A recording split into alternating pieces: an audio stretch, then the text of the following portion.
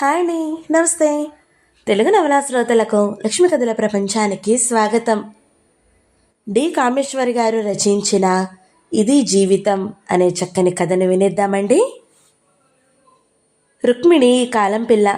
20 ఏళ్ళు మొన్ననే నిండాయి. BA pass అయింది. ఈ కాలం పిల్లలాగే ఆధునిక అలంకరణ మీద మోజు. చీర కట్టడం 19వ శతాబ్దపు అనాగరిక ఆరవారి లక్షణం అనుకుంటుంది. మాటకోసారి యా అంటుంది. బెల్ బాటమ్స్ తొడుక్కుని, గోగో గ్లాసెస్ పెట్టుకుని, జుట్టు పొట్టిగా కత్తిరించి, రబ్బర్ బ్యాండ్తో కట్టుకుని, Telugu cinema bore, Hindi English మాత్రమే చూడాలనుకునే అందరి అమ్మాయిల మనస్తత్వమే రుక్మిణీదీను. ఆమెకు జీవితం అంటే ఈస్ట్మన్ కలర్ హిందీ చిత్రం అనే అభిప్రాయం ఉంది. తెలుగు సినిమాలు బోర్ అంటుంది. కానీ ఆమె తెలుగు పత్రికలు నవల్స్ అంటే చెవి కోసుకుంటుంది. అందుకే రచయిత్రిమణుల సీరియల్స్ కంటాత పట్టి కాచి వడబోసింది. ఆ నవలలు చదివి సినిమాలు చూసి చదివిన నవల్లో చక్కని భావాలు, చూసిన సినిమాల్లో అందమైన సీనులు అన్నీ కలబోసి ఆలోచించి ఓ రంగుల దృశ్యకావ్యం తయారు చేసుకుంది మనసులో. తన జీవితం ఆ రకంగానే సాగుతుందని నిర్ధారించుకుంది రుక్మిణి. అన్నీ అనుకుంది. కానీ పాపం రుక్మిణికి జీవితం అంటే అందమైన హిందీ టెక్నికల్ పిక్చర్ లాగానే ఉండదు. సత్యజిత్ రాయ్ సినిమాలాగా కూడా కొందరి జీవితాలుంటాయని అనుకోలేదు. పాపం రుక్మిణి సత్యజిత్ రాయ్ సినిమాలు చూడలేదు. అసలు రుక్మిణికి మొదటి చిక్కు పేరుతోనే వచ్చిపడింది. ఆధునికత అంటే ఎంతో ఇష్టపడే రుక్మిణికి తన పేరు పాత చింతకాయ పచ్చడిలాగా కనిపించింది. ఈ తెలుగు వాళ్ళకి సీత, సుబ్బలక్ష్మి, రుక్మిణి, సూర్యకాంతం లాంటి పేర్లు తప్ప ఇంకేం తట్టవు. తన కాలేజీలో అమ్మాయిల పేర్లు ఎంత నాజుగ్గా ఉంటాయి. సుచరిత, సుస్మిత, సీమ, సుప్రియ, తనూజ వగైరాలంతా ఎంత అదృష్టవంతులో. ఆఖరికి పోని ముందో వెనకో కత్తిరించి నాజుగ్గా పొట్టి చేసుకునే వీలైనా కనబడకపోయేసరికి పేరు మార్చేసుకోవాలనే అభిప్రాయానికి వచ్చేసింది రుక్మిణి. అయ్యో, ఇదేం విడ్డూరమే, బుగ్గలు నొక్కుకుంది బామ్మ ఆ మాట విని. చాలే పిచ్చి వేషాలు మాను, కసిరింది తల్లి.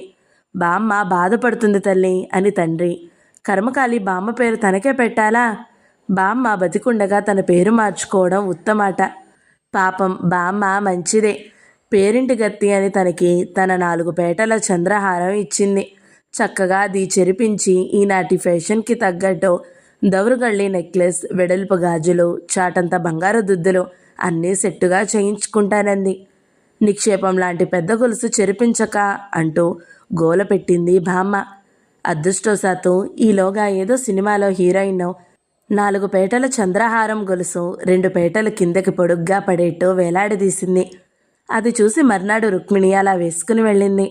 ఆ మర్నాటి నుంచి ఆడపిల్లలంతా అమ్మల్ని బామ్మల్ని పీడించి బీరువాలో పడేసిన చంద్రహారాలు పలకసర్లో తీసి వేసుకెళ్లడం ఆరంభించారు. చంద్రహారం ఫ్యాషన్ అయి కూర్చుంది. అలాగే పోని పాత పేర్లు కూడా ఫ్యాషన్ అయితే బాగుండననుకుంది రుక్మిణి. పోని పేరుకి ఎలాగో సరిపెట్టుకుంది. ఆఖరికి ఇష్టం వచ్చిన డ్రెస్సులైనా వేసుకొనిస్తేనా? ఇంట్లో ముచ్చటపడి బెల్ బాటమ్స్ కుట్టించుకుంటానంటే ఎవరితోనో లేచిపోతున్నంత గొడవ చేశారు. పాపం, ఇదేం పోయే కాలమే. మగాడిలాగా ప్యాంట్లు తొడుక్కుంటానంటావు? ఆడపిల్లవు, పెళ్ళిడికొచ్చిన దానివి అంటూ బామ్మ నోరు నొక్కుకోవడం.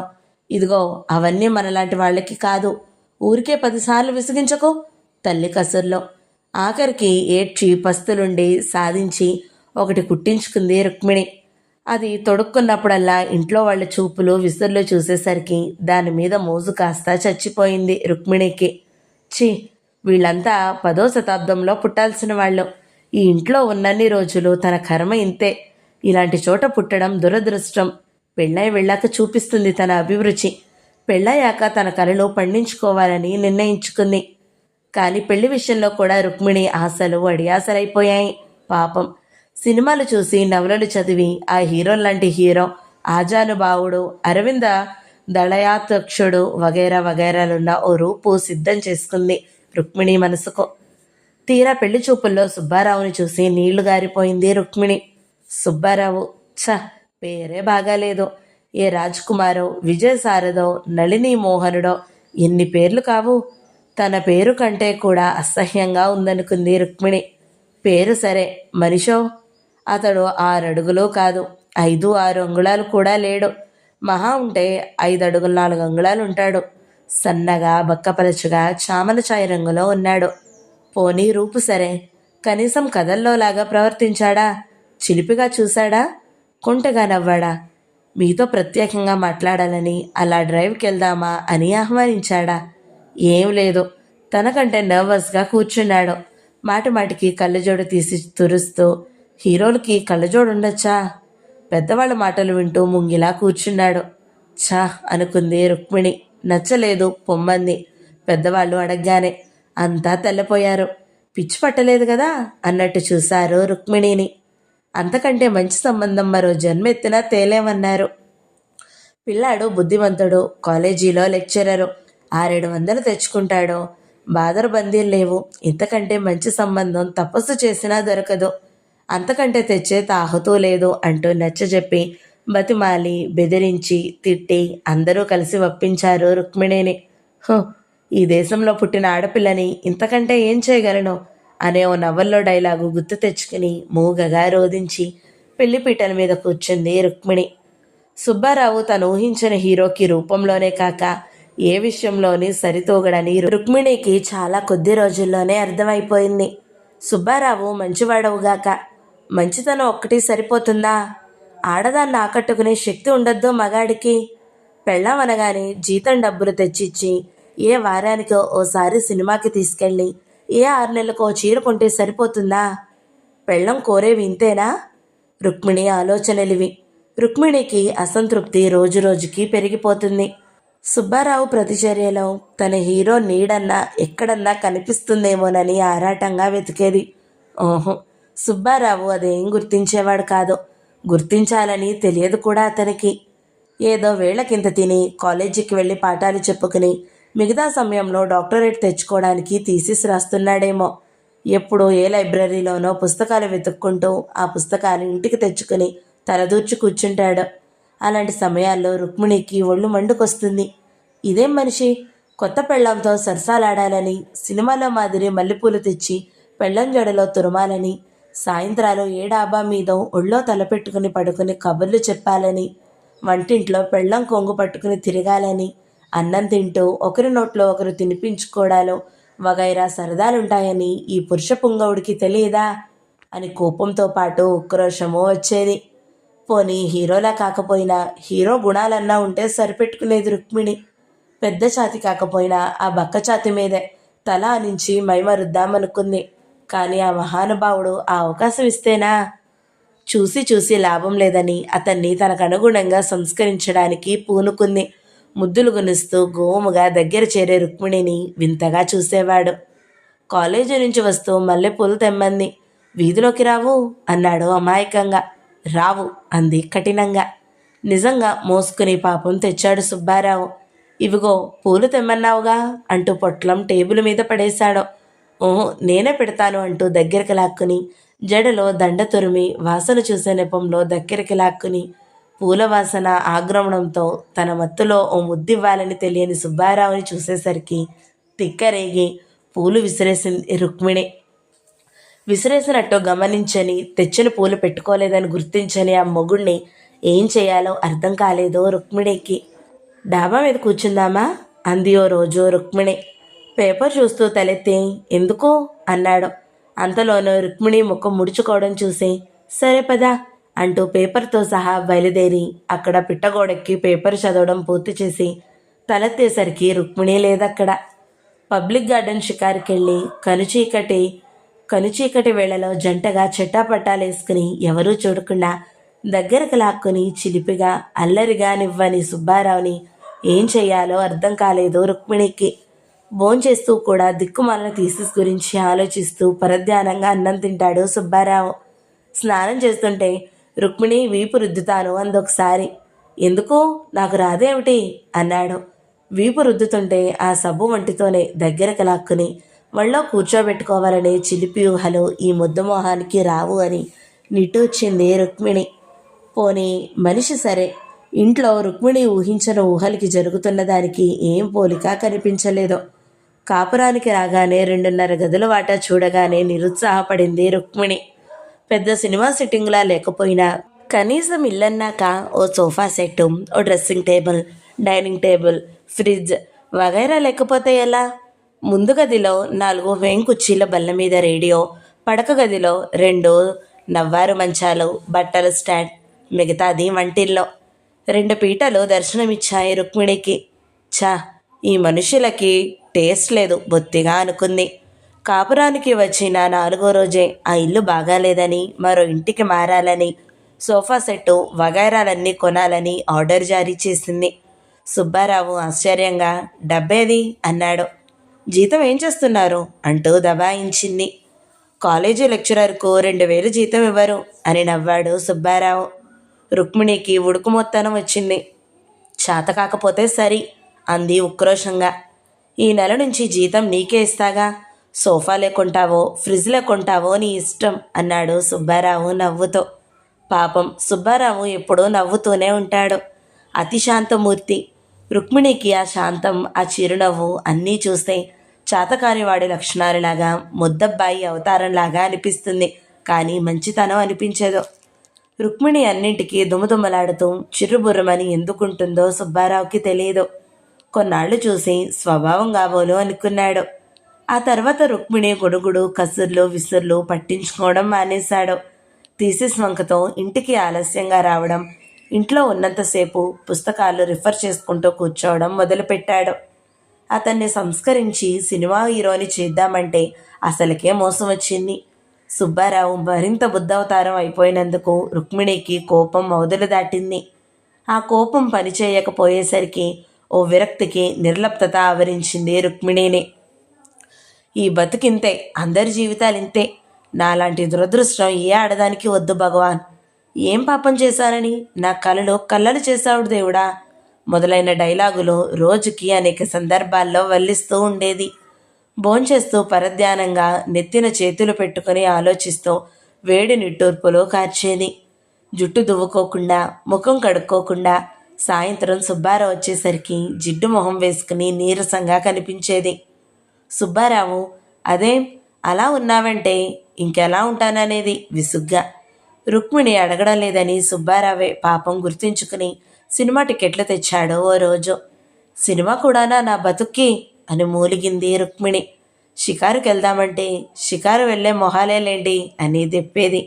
ఆఖరికి పడుకున్నప్పుడు కూడా ఏదో బాధపడిపోతున్నట్టు ఊరికే హూ హూ అంటూ ఆపసోపాలు పడుతూ వేడి నిట్టూర్పులు వదులుతూ సుబ్బారావుని కసురుతూ విసుక్కుంటూ పక్క మీద దొర్లేది.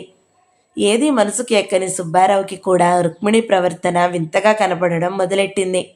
ఏం అలా ఉన్నావు అన్నాడు ప్రేమగా ఓ రోజు దగ్గరికి తీసుకుని. ఎలా ఉన్నాను? అలా ఉండాలనేగా మీ కోరిక అంటూ కస్సుమంటూ వదిలించుకుని వెళ్ళిపోయింది. డాక్టర్ దగ్గరికి వెళ్దాం అన్నాడు మరో రోజు ఒంట్లో బాగోలేదేమోనని. ఒంట్లో రోగానికి డాక్టర్ మందిస్తాడు, మనసులో రోగానికి మందులు లేవు అంది. దాంతో చిర్రెత్తింది సుబ్బారావుకి. అసలు సంగతి చెప్పకుండా సాధిస్తున్న రుక్మిణి ప్రవర్తన అతి సామాన్యుడైన సుబ్బారావు సహనాన్ని పరీక్షించింది. ఏమిటి నీ గోల? నాకు అర్థం కావడం లేదు అసలు. అర్థమైతే నా బ్రతికిలా ఎందుకుంటుంది అంది కసిగా రుక్మిణి. ఏం నీ బతుకేమైంది ఆశ్చర్యంగా అడిగాడు సుబ్బారావు. ఏమైందా ఏమైందా ఏం కాలేదని అడగండి. ఏడుపు ముంచుకొచ్చింది రుక్మిణికి. ఎలా చెప్పాలో అర్థం కాలేదు. సుబ్బారావు తెల్లబోయాడు. చాలాసేపు బ్రతిమలాడి బుజ్జగించాక రుక్మిణి ఏడుపు మధ్య ఎవరిని చూసినా ఎంత ముచ్చటేస్తుంది. ఎన్ని కళ్ళు కన్నాను, ఆఖరికి ఇలా జరిగింది. నా అదృష్టం అంతే, మీరింతే అంటూ ఒక్కొక్క వాక్యం ముక్కు చీదుతూ కళ్ళు తుడుచుకుంటూ చెప్పింది. సుబ్బారావు ఆశ్చర్యంగా, ఎవరిని చూసావు? మనం ఎవరిలాలేం?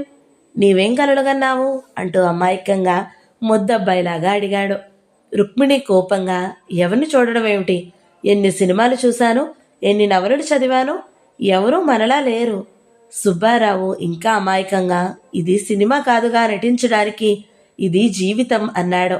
ఓ 3 గంటలు కనుక అలా కనిపిస్తారు మనకు, అది కూడా చేర్చాడు. అమాయకంగా అన్న రుక్మిణికి గట్టిగా తగిలింది దెబ్బ.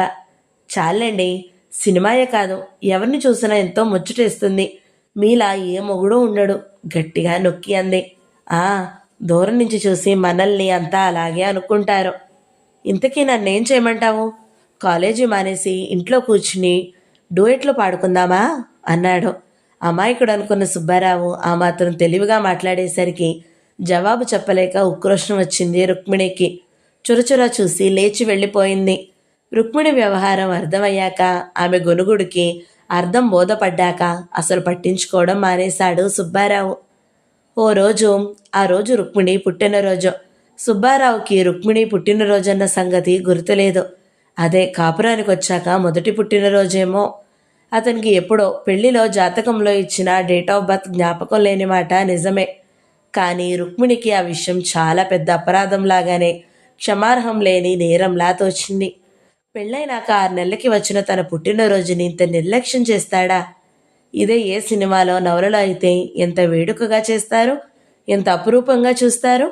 కొత్త చీర తెచ్చి చీర కట్టుకునే వరకు ప్రాణం తీసి, కట్టుకున్నాక ముద్దలతో ముంచెత్తి స్వీట్ హాట్ కొని తెచ్చి పూలు తెచ్చి సినిమాకి తీసుకుని వెళ్ళి ఎంత హడావిడి చేస్తారో. ఏం లేదు, తన ఊహలన్నీ ఒక్కొక్కటి ఇలా గాలిలో తేలిపోవాల్సిందేనా? రుక్మిణి భరించలేకపోయింది. ఏదో రాసుకుంటున్న సుబ్బారావు దగ్గరికి వెళ్ళి దూకుడుగా, ఉపోద్ఘాతం లేకుండా, నాకు డైవర్స్ కావాలి అంది తీక్షణంగా. అలాగే అన్నాడు రాసుకుంటూ సుబ్బారావు పరధ్యానంగా. రుక్మిణి మామూలు ధోరణి అలవాటయి ఏదో అనుకుని ఆ జవాబుకి రుక్మిణి ఒళ్ళో ఎన్నడూ మండనంతగా మండింది. ఒక్క ఉదుటిన టేబుల్ మీద పుస్తకాలన్నీ కాగితాలు లాక్కుని విసిరేసింది. సుబ్బారావు తెల్లబోయాడు. నాకు వెంటనే డైవర్స్ ఇయ్యండి అంది. ఎందుకు? తెల్లబోయాడు సుబ్బారావు. ఎందుకా? మీలాంటి మొగుడుతో ఏ ఆడిది కాపురం చేయలేదు కనుక. ఈ కాపురం చేసే కంటే దేనిలోనన్నా పడి చావడం మంచిది అంటూ ఉక్రోషంగా, కసిగా మొదలుపెట్టి ఏడుపులోకి దింపి నానా మాటలు అంది రుక్మిణి. పాపం సుబ్బారావు నొచ్చుకున్నాడు. తన అపరాధం ఏమిటో చెప్పమంటూ బ్రతిమలాడాడు. అరగంట బ్రతిమాలించుకుని అరగంట ఏడిచి అసలు విషయం చెప్పింది. నిజంగానే మర్చిపోయానంటూ బాధపడి క్షమించమంటూ ప్రాధేయపడ్డాడు సుబ్బారావు. అప్పటికప్పుడు బజారుకెళ్ళి చీర తెచ్చి రుక్మిణిని ప్రసన్నరాలిని చేసుకోవడానికి చాలా టైం పట్టింది అతనికి. అప్పటినుంచి డైవర్స్ ఆయుధం ప్రయోగించడం మొదలుపెట్టింది కోపం వచ్చినప్పుడల్లా. మొదట్లో బ్రతిమలాడుకుని ప్రసన్నరాలిని చేసుకునేవాడు సుబ్బారావు. రాను రాను అది ఉత్త బెదిరింపు అని అర్థమైపోయి అలాగేలే అనడం మొదలెట్టాడు. ఏదో చదువుతోనో రాస్తూనో పరధ్యానంగా. దాంతో ఈ మొగుడింతే, ఈ సంసారం ఇంతే, నా అదృష్టం ఇంతే, ఈ బ్రతికింతే అంటూ నిర్లిప్తంగా బ్రతకసాగింది రుక్మిణి. గిర్రున ఏడాది తిరిగేసరికి రుక్మిణి తల్లయింది. కడుపులో ఉన్నప్పుడు నవల్లో సినిమాలోలా అపురూపంగా చూశాడు మొగుడు. అయ్యో రామా, డాక్టర్ దగ్గరికి పరిగెత్తడం తప్ప గర్భిణీ స్త్రీని ఆనందంగా ఉంచడం తెలిసిన కాస్త అనుకుంది రుక్మిణి విరక్తిగా. కొడుకు పుట్టాక ఆఖరికి వాడైనా అడ్వర్టైజ్మెంట్ బేబీలా ఉన్నాడా? బంతిలా ఆడుతూ బోసినవ్వులు చిందించే బాబు. వాణ్ణి చూస్తూ మురుస్తూ తామిద్దరూ రుక్మిణి కలలు ఆ విషయంలోనూ తీరలేదు. పిల్లవాడు చాలా నీరసంగా, ఎప్పుడూ ఏడుస్తూ, ఏదో తెగుళ్లతో, ఎప్పుడూ విరోచనాలతో, జలుబుతో, దగ్గో, ఏదో ఒకటితో గీ అంటూ ఏడవడం. రోజంతా వాడి ఉచ్చుగుడ్డలం మార్చడం తప్ప వాడికి నవ్వు లేదు. వాణ్ణి చూసి తామిద్దరూ మొరవడమూ లేదు. అన్నీ ఏ సినిమాలోనో చూసి మొరవాల్సిందే, ఈ జన్మకింతే అనుకుంది రుక్మిణి నిట్టూరుస్తూ. అన్ని విధాలా తన జీవితం పాడైపోయినందున బాధ, అసంతృప్తి రుక్మిణిని రోజురోజుకి వశపరుచుకుంది. దాంతో ఏదో నిరాశ, నిస్పృహ. ఆ నిరాశతో శృతిమించిన కోపం, చిరాకు. తను బాధపడుతూ సుబ్బారావుకి కూడా శాంతి లేకుండా చేసింది. ఆ రోజు పిల్లాడి పక్క బట్టలు మారుస్తూ తెగ విసుక్కుంటూ, వాణ్ణి తిడుతూ, తన్ను తిట్టుకుంటూ, ఛా, ఈ వెధవ పుట్టాడు, పోదామన్నా వీలు లేకుండా, హాయిగా నా ఇష్టం వచ్చిన చోటికి పోయి ఏదో ఉద్యోగం చేసుకు బతుకుదామన్నా వీడొకడు నా ప్రాణానికి, ఎక్కడ సుఖపడిపోతానో అని పుట్టుకొచ్చాడు అంటూ ఆ చిరాకులో ఏడుస్తున్న పిల్లాడిని ఎత్తి కుదేసింది. పక్కనే ఏదో రాసుకుంటున్న సుబ్బారావు సాధారణంగా రుక్మిణి గోల విన్నా పట్టించుకొని సుబ్బారావుకి కూడా ఆ వరుస చూసేసరికి అంత శాంతమూర్తికి తిక్కరేగింది. చర్రున లేచి రుక్మిణి చేతిలో నుంచి పిల్లాన్ని లాగేసుకున్నాడు. పో, ఈ తక్షణమే ఇంట్లో నుంచి పో. నీకు స్వేచ్ఛ ఇచ్చేశాను, విడాకులు లేకుండానే. నీకు పిల్లాడి బాధ్యత అక్కర్లేదు, నేను చూసుకోగలను. ముందు నా ఇంట్లో నుంచి కదలు. వెళ్ళి నవలలు చదువుకుంటూ, సినిమాలు చూసుకుంటూ కలల్లో బతుకు. అంటూ కోపంతో ఊగిపోతూ అరిచాడు. ఎన్నడూ చూడని సుబ్బారావు అవతారం చూసి ఆ కేకలకి రుక్మిణి ఒక్క క్షణం బిక్కచచ్చిపోయింది. అలా మాట్లాడేసరికి ఏమనాలో తెలియక వెర్రి మొహం పెట్టింది. తర్వాత పౌరుషంగా బింకంగా, బాబును వదిలి వెళ్ళలేననే కదూ ఇంత ధైర్యంగా పొమ్మంటున్నారు. ఇన్నాళ్ళు లేనిది ఇప్పుడు ఎలాగో వాణ్ణి వదిలి వెళ్ళనని తెలిసే వెళ్ళమని చెప్తున్నారు. దేవుడు తల్లి హృదయాన్ని ఇంత మాతృత్వంతో మమతతో ఎందుకు నింపాడు? అందుకే అలుసైపోయాను. నోర్మై, వెధవ డైలాగులు వల్లించకు. ఇది సినిమా కాదు. వెళ్ళలేవని తెలుసు గనక వెళతానని బెదిరించకుండా నోరు మూసుకుని ఉండు. అంతేగాని నీ సినిమా డైలాగులు ఈ రోజు నుంచి వినిపిస్తే తాట తీస్తాను, తీట వదిలిస్తాను. ఆ సినిమాలు చూడడానికి, నవలలు కొనడానికి కూడా డబ్బు ఉండాలని తెలుసుకుని ఏడు. ఆ డబ్బు నేను సంపాదించాలని ఇంట్లో నీ కొంగు పట్టుకుని డూయెట్లు పడితే ఎవ్వడూ డబ్బులు ఇవ్వడన్న ఇంగిత జ్ఞానం నేర్చుకో. వెదో చెత్తంతా చదివి అతి తెలివికి పోయి నీ వేడుస్తూ నన్ను ఏడిపిస్తున్నావు. జీవితం అంటే ప్రేమ కబుర్లు, డూయెట్లే కాక ఏడుపులు, రోగాలు వగైరా అని కూడా తెలుసుకో. నోరు మూసుకుని ఉన్నదాంతో సంతృప్తి పడడం నేర్చుకుంటే సుఖపడతావు. లేకపోతే ఇలాగే ఏడుస్తావు. జాగ్రత్త. మళ్ళీ పిచ్చివాగుడు వాగావంటే నా తడాక చూపిస్తా. పూనకం వచ్చిన వాడిలాగా ఆవేశంగా దులిపేసి విసవిస వెళ్ళిపోయాడు బయటికి. ఒక్క క్షణం అది కలో నిజమో అర్థం కాలేదు రుక్మిణికి. నిజమే అని అర్థమయ్యాక పిల్లాడిని గుండెలకి హత్తుకుని, మా బతుకు ఇంతేరా నాయనా అంటూ బోరునే ఇచ్చింది. సుబ్బారావు మాటలు అర్థమయ్యాయో లేదో గాని ఆ రోజు నుంచి సుబ్బారావు ఎదుటపడి ఏమీ అనడం మానేసింది రుక్మిణి. కథా సమాప్తం. ఈ వీడియో మీకు నచ్చినట్లయితే లైక్ చేయండి, షేర్ చేయండి, మంచి కమెంట్ పెట్టండి. ఎవరైనా మొదటిసారి మన ఛానల్ని చూస్తున్నట్లయితే సబ్స్క్రైబ్ చేసుకోండి. Thank you so much for watching. నమస్తే.